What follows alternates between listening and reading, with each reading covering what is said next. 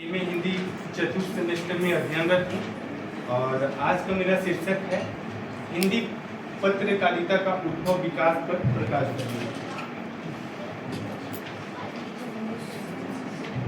पत्रकारिता जो कि एक समाज का दर्पण होता है और इन्हीं के माध्यम से हमें देश विदेश में घटित होने वाली घटनाओं से अवगत कराया जाता है और इन्हीं के माध्यम से हम जो है कि सूचनाओं को, जानकारी को प्राप्त करते हैं और प्राप्त करने के पश्चात हमें समाज में एक अलग जागरूक और एक अलग शिक्षा, ज्ञान आदि चीज़ें प्राप्त होती हैं। और इसके उद्गम का बात करूं तो सबसे पहले पंडित जुगल किशोर शुक्ल जी हैं, जो कि उदन मार्तंड का सबसे पहले पत्रिका निकाला था, जो कि 1826 में, और धीरे धीरे यह आगे बढ़ता चला गया। और सबसे पहले भारतेंदु युग आता है। इस समय जो है कि इसका समय काल 1850 से 1900 तक रहा और इस बीच समाज सुधार और शिक्षा को लेकर काफी बदलाव हुआ और धीरे धीरे करके द्विवेदी युग आया। इस समय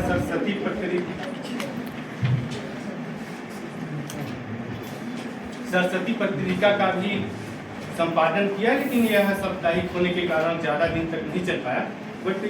लेकिन इस युग में काफ़ी उसका नींव रखा और वो जो साप्ताहिक पत्रिका था जी महावीर प्रसाद वो ज़्यादा नहीं चल पाया, लेकिन उसका नींव वहीं से स्टार्ट होता है।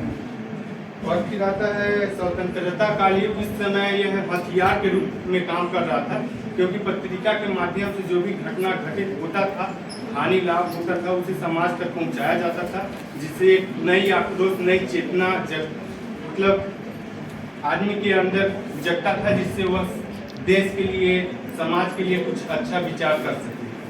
और स्वतंत्रता के बाद युग जब काफ़ी बदलाव हो गया उस टाइम पे,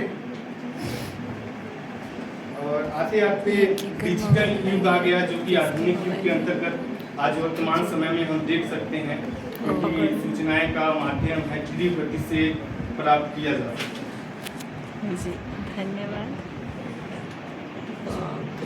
सरस्वती पत्रिका कहते हो ज़्यादा चल नहीं पाया, लेकिन सबसे ज़्यादा तो नहीं चला था।